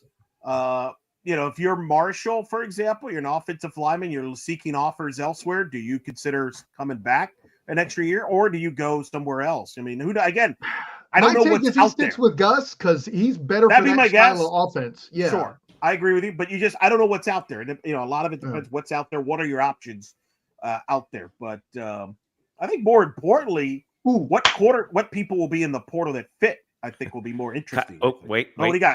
Kyle? You got you know what I'm excited about? You know what I think this does, Eric Lopez?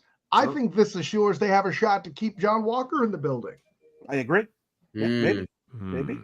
That's again, too, part of it is there anybody? If so, which staff members stay?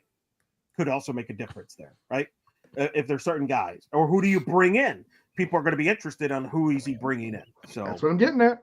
By the way, I'm looking at our transfer portal tracker right now, and the people that I think you would want to look out for with people in the portal that may. By the way, that transfer portal tracker, which you can find on blackandgoldbanneret.com.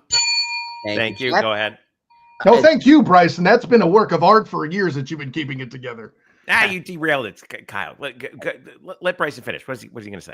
So, like we said earlier on in the show, the hometown heroes that were already in Florida, that were young kids when Scott Frost was doing what he was doing at UCF before, I think could be the biggest candidates to come back. So if I remember right, I believe. So Chasen Johnson, for instance, cornerback, he was in the true freshman. He played in a lot last year. He was from Sanford. So he was right around this area when Scott Frost went, or most likely he was. Caven Call, if I remember, was he a hometown hero? I feel like he was. Not necessarily. Let's just say there are too many clouds for me to think that that's a possibility. I'll leave it at that. But the point being is that those types of players, the hometown heroes that lived in Central Florida when Frost was here, if they're in the portal from here, then I think that those are going to be the guys that are most likely come back. Everybody else, obviously they want to talk with Frost, as I'm sure all the other recruits would want to talk with Frost. But my money would be on those types of players, at least having a proclivity to choose UCF because of that nostalgia to their childhood. Yeah, for anyone that's old enough, I mean, we're talking, if we're talking about young players that are just hitting 19, 20, 21, you go back 7 years. I mean, these guys were playing Pop Warner middle school, so it's like a lot of them don't have that connection. In saying that, though, I do believe that Scott will recruit well, and I think that he has the fact that he's in the city of Orlando on his side. I mean, that is a little bit better than the cornfields of Nebraska, no offense. But I do think that it's one of those things where it's so heavily dependent on the current landscape and the general movement. I mean, we've seen players flip from incredible programs to go elsewhere and flip 2, 3, 4 times. So there's just so much chaos in the current landscape. It's hard to say, but I could see some players changing their minds. And with that, guys, I do have to go. Thank you for having me. All right. What a night for the program. You got it, Donnie. We'll hit you up. Will you be at Hoops tomorrow? Yes, I will be at Hoops tomorrow. All right. It's the happiest I've seen Don throughout this in like football terms over the last week or so. No, it's a little bit nostalgic for me too, because like I said in the beginning of the show, even though I wasn't here at UCF, I followed the program during Frost's tenure, so this is exciting. Speaking of following the program, Appreciate you, Donnie. Follow Donnie Docks, blackandgoldbanneret.com tomorrow for his write-up of whatever takes place against Tarleton State. Don Documents 407 is who you want to follow, covering basketball and probably a lot of other things as well. So, all right, appreciate you, Don. Thank you. It's funny, like this. It's funny how like polarizing this is in some way, right? There's okay. Do I dare? Yes, I do. Let's put this one up here. This choice is depressing. Really? Well, okay. And this is somebody who's opposite. What are you talking about? Just from the football perspective, there's the worry of the fact that he has one winning season. And like those that are skeptical, they're capping the sign, right? And I don't necessarily agree with that approach. I'm just explaining their point of view. But it is a legitimate criticism, right? He's had 1 year on a schedule that you have, listen, on the Black and Gold Banneret, you break down the championship year such that it was all of the things that had to break UCF's way, all the little things and this and that. There was the sun shined on the Dogs' rear end that year. Not to say that it was bad, but it was that small the space that a lot of rays of sunlight got in. That's what I mean, right? I get that. Yes, the stars have to align for a season like that. I get that. And then you have to put them in a row. No, I hear. But if given the situation that UCF was in regarding the hiring situation, and given the options that they had, I don't see. This feels like it's the right fit yet again. I mean, am I crazy? I think it depends on your perspective, I guess, because I could see where you're disappointed if all you've heard about is everybody that's turned you down. Like, I get it. Like, that's not ideal. That's not speaks volumes of your job that, my goodness, everybody's turning us down. Like, there's not 10 people turning down Alabama's job. I mean, Alabama got their first or second choice. Maybe there was somebody specific. Now, if you're one of those that thought that you can get a Deion Sanders, then you were going to be disappointed. I'm sorry.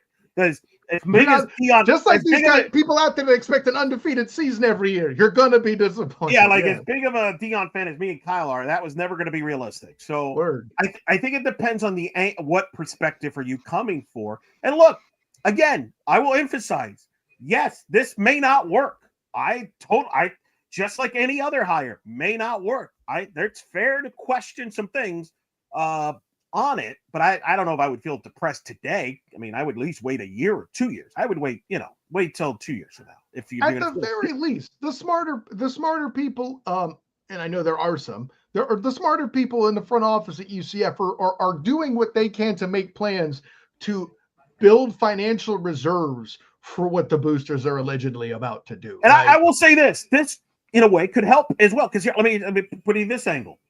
Let's say Frost doesn't work out. Now you've got closure on 2017 and 2017 year. You can finally move on from that point on. So that's why I think there's a lot more positives here from that standpoint. And again, it's not like we missed out on Nick Saban in his prime here in the search. Or Bill Belichick. Right. Or in his prime. We probably could have. I mean, maybe you wanted Bill Belichick. I don't know. But I just think that's, again, I get it. Certainly it's not fun to hear about you being turned down, whatever. And, I do think that sometimes when nonsensical reports like, hey, Lincoln Riley was contacted, I always do wonder, if that hurts the school more so than, because clearly that came from Lincoln Riley's side for whatever stupid reason that came from. There was no to that, but did it? Or was UCF side buying time because they knew they would take Well, it could be it too. That sometimes you throw names out there to throw some scent off. There's a risk and reward that comes with that. So who knows? Well, but I wouldn't feel depressed today. There's plenty of time down the road to feel depressed, but not today, I would say. Yeah, this is a time where I think the UCF chose this because it means that most people are going to be hopeful in the program again. Because after last year, I feel like a lot of people were depressed about where the program was going. They were feeling very pessimistic about where the program was going. With hiring Frost, I think gives you the most optimism out of the people that line money in your pockets. Thank you, Fries Flies. I really appreciate that. But he's too young. Anyway, go ahead. Yeah, he would have to be an assistant. Yeah. Or an analyst. Have to be an analyst first. Yeah, go ahead. Sorry. So yeah, so Frost hiring is what makes the people that matter, more of the people that turn the gears, happy. And like Garrick said, closure is also very important. I think of that meme where it's like where they come in like, I wanted this ice cream, and the dad goes, then why did you ask for it? So it's that exact same deal. Look, these donors and alums that wanted Frost are sticking their necks out because they think that this is right for the program. I think they know, so I feel like that if this blows up in their face, then okay, they were wrong. But in the end, it keeps UCF going to where now we'll have the full Big 12 money and we'll have more resources to work with something at the time. So it eliminates the what if. It eliminates the what if. Because if you don't bring him in now, you're going to have a percentage of the donors, percentage of the fan base. Well, what if you would have brought him back? What if he would have stayed? What if we didn't hire this guy instead? That's gone. That's gone. Let me tell you one thing also about Scott Frost coming back, and I think this, and again, I know how you guys feel about this metric, but I think it's important, and I know that there's a lot of people around UCF who think it's important. Can I take you back to the 2017 season, and I'm going to read the attendance figures. Okay, mind you, this is in the midst of an undefeated season. Okay, opener against FIU. 38,063. This is in a 45,000 seat stadium. Game 2 against Memphis, 34,000. All right. Let's see. Third game against East Carolina, when UCF was in the top 25, 40,287. The rescheduled game against Austin P, 27,606. Well, Get the backdrop of a hurricane be a factor. Okay. Cool. This is okay. Now we're in November. Right. Beautiful day. Kickoff against UConn. 29,000. Noon. I remember that. That was a noon kick. It was a noon kick. South Florida, we finally got 47,129. Yeah. This is the second home game. I should say the Hurricanes moved everything back, but and then the championship game against Memphis. 41,433. What was our big narrative that year, Eric? Where the hell are the fans? Right? We're seeing something historic. Where are they? Well, now they're going to be here. And I'm going to be very interested to see kind of, now that the word's out, all right, what that's going to look like. All my consideration for Gus and how this may not be as much his fault as everybody wants to claim. I'll be the one to say this. They darn sure are going to go up and go back to where at least what they were at the beginning of this year, where I don't know that you would have done that if Gus was still in the building. Yeah. And for all we know, Scott Frost could be to UCF what Tom Coughlin it was to the Jaguars. Kyle, you've covered the Jags. When have the Jags been the most successful? When Tom Coughlin's been involved. Facts. As a coach, as a head coach the first time, and then running things the second time when they got to the AFC title game with Blake Bortles. They really haven't had much success outside of that era, except for the 1 year where they got hot at the back end with Peterson there a couple of years back where, who was it? The Titans collapsed at the end and they won the division, got to the second round. Well, see, the problem is there's too many people looking at this, to use a Jacksonville Jaguars reference. The problem is there's too many people thinking that this is Urban Meyer. But I don't think it's going to be that bad. I'll give it that much credit. And by the way, I wanted to interesting point by Mike. He said we had more people at the FCS game this year than at any of those games in 2017. The FCS game against New Hampshire this year, the opener 44,206, which would have been the second most attended game of 2017. I will say this about Scott. I am going to be interested to see how Scott is coming back because, as you know, Kyle wasn't the most media friendly guy, especially in the first year. Now in the second year, he started to open up a little bit. I didn't get to him till the second year, but in the first second year he figured a lot of it out. But I mean, I think you got to, yeah. That's what I remember hearing. You know, shortly after I did my first ever UCF press conference and heard him talk for the first time and got your number, Eric Lopez. You know, as you went on, I started to hear those narratives from the people in the room that he's a lot more comfortable. Me, I always kind of felt like I could read what he was saying. You know, now granted, you know, not to toot this horn, but like, listen, Frost is a former player. The dude practiced the triple option with his own friggin' team. Okay. Like, it's definitely a thing where he spoke a lot. Like, I felt like a former player, you know, and well, I'm just interested to see how he comes out this time around. Cause he did start opening up more in his second year. You know, it's funny because you brought up, I think you brought up earlier about KZ got booed in the bowl game. And I remember in the first year, people were questioning, well, Scott, why aren't you benching him? Why aren't you benching him? And that was the first time Scott opened up in the media and said, because this guy's going to win a lot of games for us the future.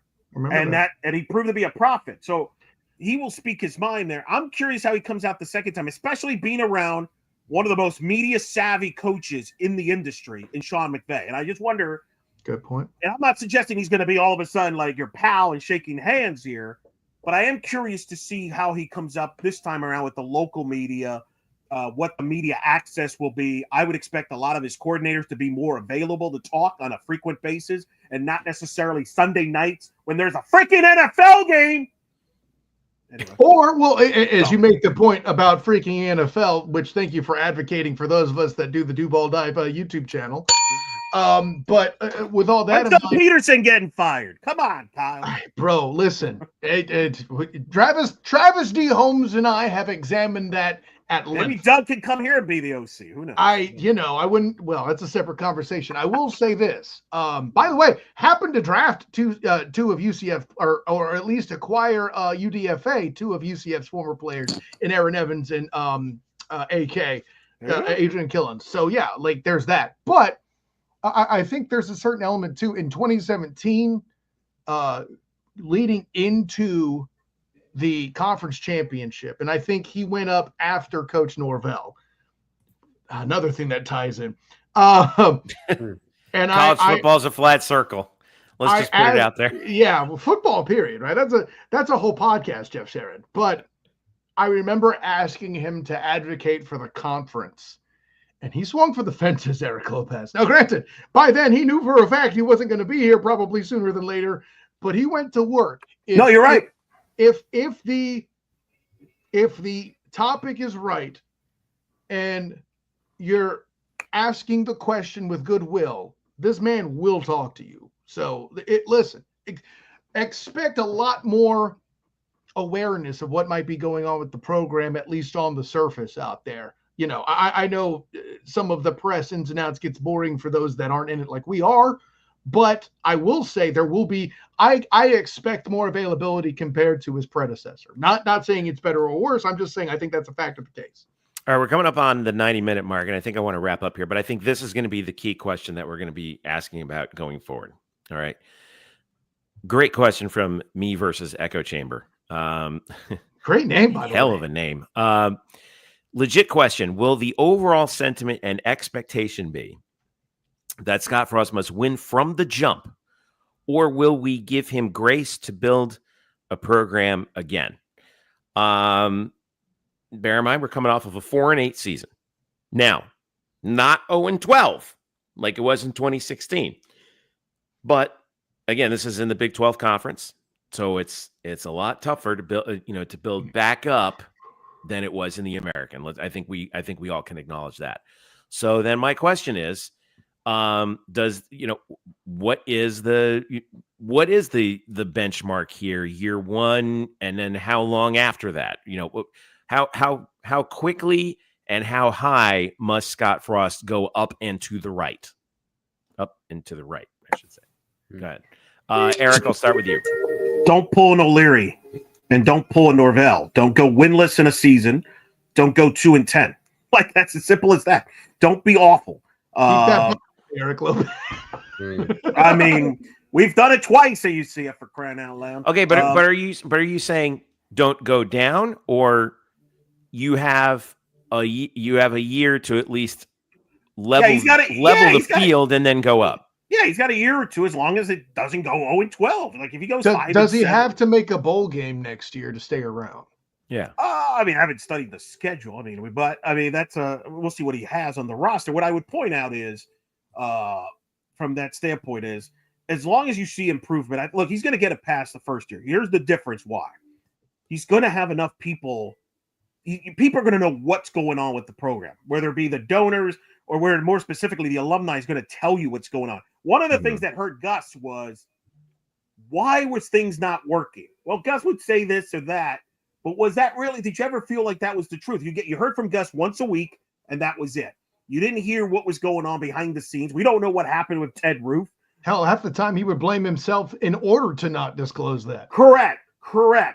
I think with Frost, you're going to have a lot of mouthpieces on his behalf, not necessarily speaking for him, but on his behalf, telling you where the program is each week. Because the coordinator's not on a Sunday, just as you emphasized. No Sunday, please. It's like, hello, there's this thing called the NFL. But anyway, I think he's going to get more time from that side. Plus, I don't think Scott is going to go out there and says 4-8 and 6-7 was a disappointment or a disgrace. He might say that like down the road after the fact, but I think they're going to build and build and build. And I think what you want to see, what I think fans want to see, is kind of similar to 2016, where this team was fun to watch. You saw improvements. Yeah, they crapped out with 6-7, but at least you saw progress.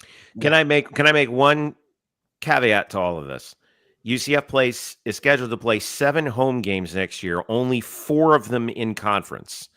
The home games are Jacksonville State, who just won their conference, by the way, North Carolina A&T, and then North Carolina, ostensibly with a new coach coming in.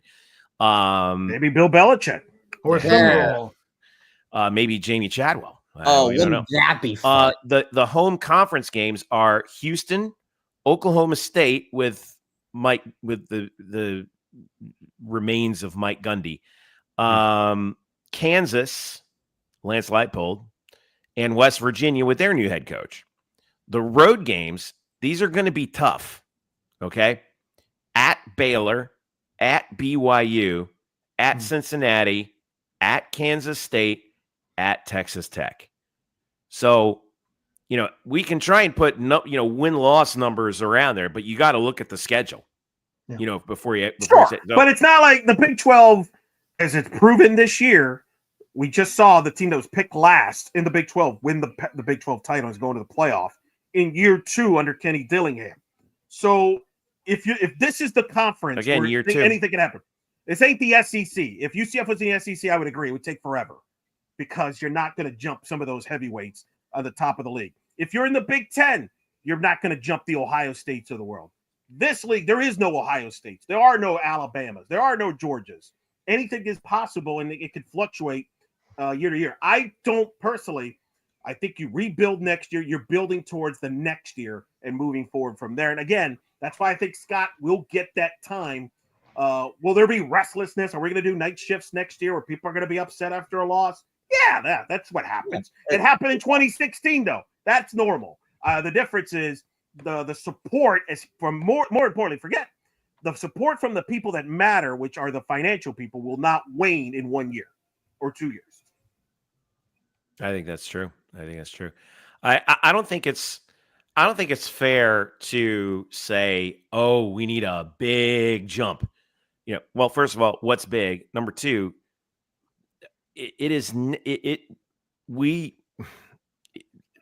unrealistic expectations are just all over the place. And I can't stand anyone who's like, oh, if you don't improve on last season, well, then you're an absolute failure. Schedule, obviously, like I said, and number 2, you need to get your staff settled in. There were changes in staff from 2016 to 2017. Not many, but there were.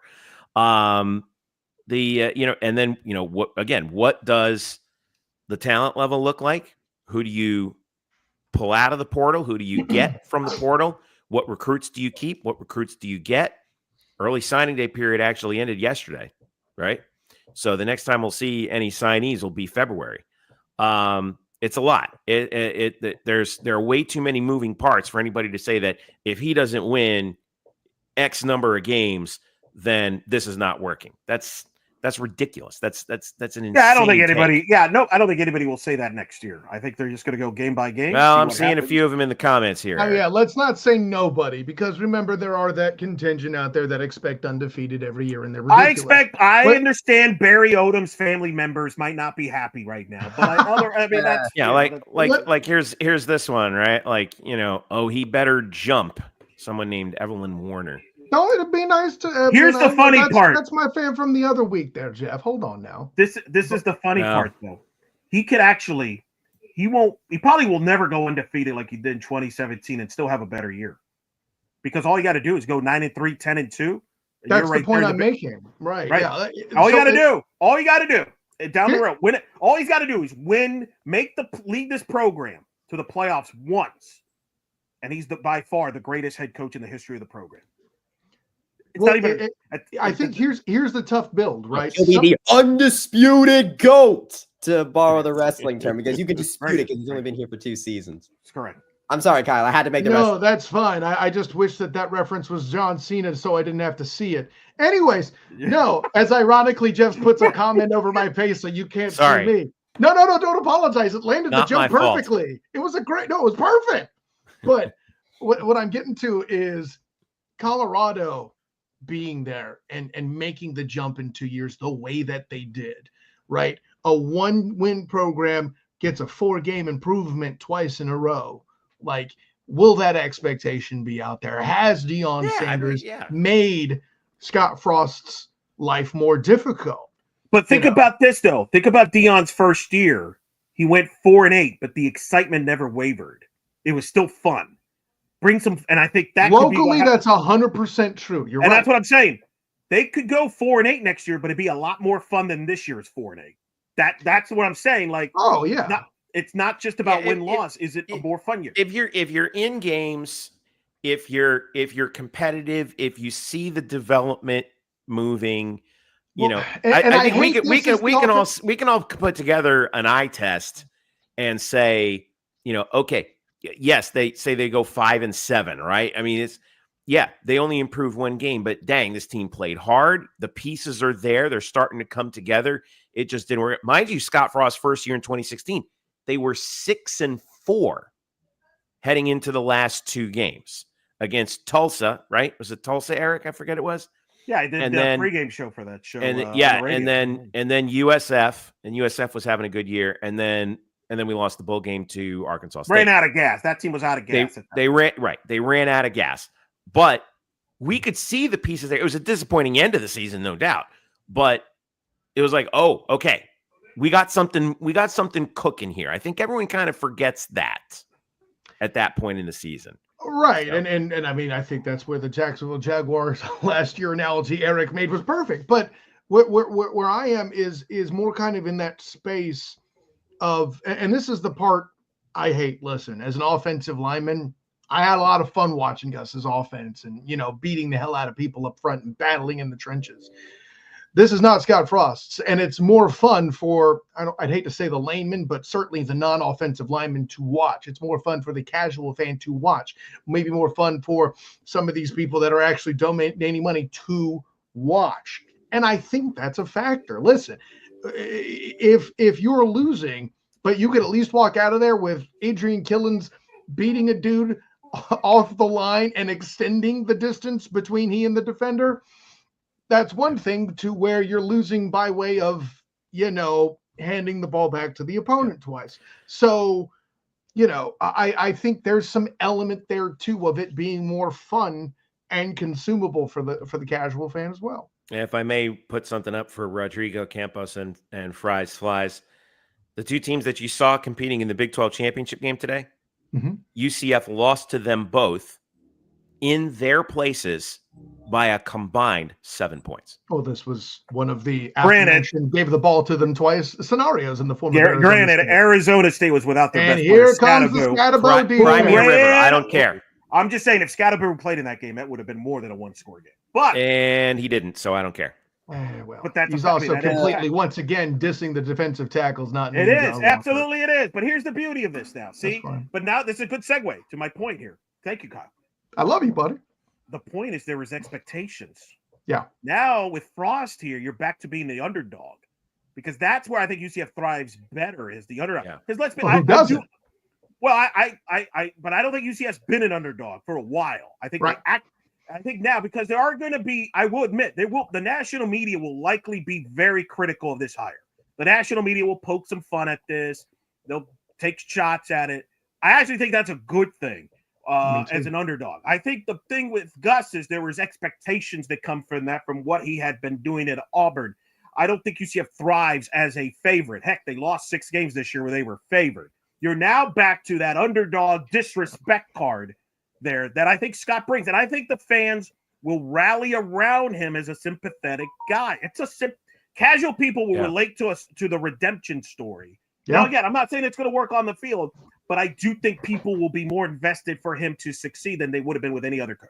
And I'm going to foresee the Eric Lopez point the year following if Frost is successful. Well, it's not, you're not an underdog anymore. You need to hit the big time. I'm already ready for that point should Scott Frost succeed. And you know what? You'll be right then too. All right. Right. No, that's the thing, people. Yeah. All right, let's go ahead and wrap it up here, guys. I want to give you guys the last word. I want to start with Bryson here. Let's put it out there. What would be the number one thing that you're going to look for now going forward? The number one positive indicator for UCF, at least in I'm trying to think of the right question here. At least to see that the ship is riding under Scott Frost. I think it's the attitude of the players, if I'm being honest, because Shaquem Griffin talked about it. You know, Scott Frost is the culture keeper. And I feel like it's not something that is tangible. It's almost a you know it when you feel it, or you know it when you see it type of thing. And thinking back, with experiencing this football program and experiencing Gus and all of that stuff, there's always that underlying feeling of there's something not right here. Like there's something like it's like you can feel the intention of what they were all doing, but it wasn't really carrying over. And so what I would look for is that enthusiasm from the players, the fact that they, again, there's an enthusiasm from them. They love being here, and that Scott Frost is able to assemble a similar culture that he did during his time here, at least for the 2025 season. Because even if that season turns out not bowl eligibility, it would still kind of echo 2016, where we had fun doing it, and the pieces look to be good for something better to come later on. So as far as 2025 goes, that's what I'm looking for. Kyle? Before I give my response to that, I did just get a text from Aaron Evans.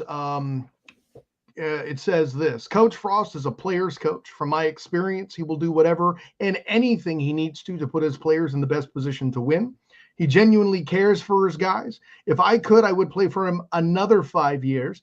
And I'm very excited to see what he'll do in this new era of NIL. It will be cool to see his redemption. Go Knights, charge on. So, and it's that element, I think, that makes a point. Bryson, you talk about the attitude of the players. Frankly, I don't think there's enough of them in the room yet that will truly have the biggest impact on the success, other than maybe a Dylan Risk. Although I reserve my right to have my mind changed should Randy Pittman be one of those guys. That being said. Or even a John Walker, for that matter. I'll say that. Receiver recruiting is going to be what I see. Okay. If he gets a receiver core that's even slightly adequate, with guys that have upside and not just a year left of eligibility, if he doesn't just overhaul completely from the transfer portal. Not saying that I'm against that if that's the route he goes. Welcome to NIL life and trying to rebuild quickly for an impatient fan base. But the receiver core retread and rebuild is what I'm going to be looking for to find success, with a close second being his defensive coordinator hire. Eric? Well said, Kyle. The only thing I'll add to that, and I'm glad you mentioned for sharing that Aaron Evans quote, because I do think that is a good segue, is can Scott Frost evaluate and find the Aaron Evanses of the world, not just from a talent standpoint, but from a character standpoint, more of those guys that are saying, hey, I want to play for that guy, and I want to play for that school, versus, hey, I'm just here for the check. I'm just here to be a mercenary guy. Yeah. There's a difference, and that's, to me, that's where you got That's to be tough. careful in the That's corner. tough to do. Everyone is having trouble trying to figure that out. That's the balancing act. Like I was watching the Big 12 title game, and Kenny Dillingham got the Levitt, the quarterback, out of the portal. He was a kid that barely played at Michigan State, but he got him because he wanted to be there. He wanted to be coached by Dillingham. He wanted to be developed. And I think development is going to be a key. Scott had the eye for the talent the first time around. Does he have that the second time around, or is he surrounded by guys that can see the Adrian Killings, can see the character guys like Aaron Evans, the wide? I don't think anybody would say that offensive line in 2017, Kyle, was the greatest talented offensive line of all time, but it fit. But it fit because he evaluated him, fit very well. Can he do that again 100%. with the roster? Fit the roster. I think that was my thing with Gus is you get all these players, but do they fit? And I don't think the last 2 years it did. I do think that's the key with Frost. He's got to make it fit. Otherwise, he won't have success as well. All right. Let's go ahead and wrap it up here, guys. Real quick, a reminder to follow us on our socials. And hey, if you haven't subscribed to us on our YouTube channel, we are 15 subs short of 1,000. Help us out. Help us out and tell a friend. You can hit us up on social media. We are at UCF Banneret _SBN on X. Facebook.com/Black and Gold Banneret. We are also Black and Gold Banneret on Instagram.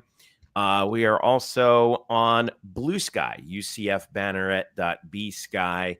I just realized I was going to say, man, I can finally sleep, but I just realized me and Bryson now going to supervise the volleyball search now. We got to turn our attention. Yeah, that's right. We're going to have, hopefully, we'll have news on that search coming up at some point too. Real quick, Eric, any ideas on, again, we're probably thinking an official announcement tomorrow. Yeah, go to the basketball game. Go to the basketball. First of all, support the basketball team. How about that? Yes, tomorrow. And you might, who knows? By then, we might have an announcement. We might have a special guest. We might be breaking some news tomorrow again. There might be some debuts happening. We don't know. We just appreciate you guys hanging out with us. And who will be there for us tomorrow? Donnie and Donnie Docs will be in the building. Yes. By the way, Donnie, if you're listening, bring your tripod. You might have to go live on the scene. Yeah. No, right. I mean, I'll say this. The last time that UCF announced a change in coaching, it was during a basketball game. This guy. 986. So we're 14 away. Come on, guys. We're almost there. You talking rich? Thanks again to everyone for watching on Facebook and on YouTube. We're going to put this up on our podcast feed as well. Thanks to Don Documents 407 on X. Bryson is at It's Bryson Turner on X. Kyle Nash is at the SOTG for the student of the game. Eric is at Eric Lopez Elo. And Blue Sky. And Blue Sky as well. Yes, I'm on Blue Sky as well at Jeff Sharon on Blue Sky too. So huge thanks to everybody. We're going to have a big day tomorrow. It's going to be wild. So thanks to everyone watching. Until next time, go Knights, charge on. Is the magic coming back? It's going to be a fun off season. Hang tight, and we'll see you at basketball tomorrow. And happy holidays, one and all. Appreciate it. Holidays came early today, boys. Yay! Frosty, the head coach. Oh, God. All right. Happy holidays, guys. We'll see you at basketball.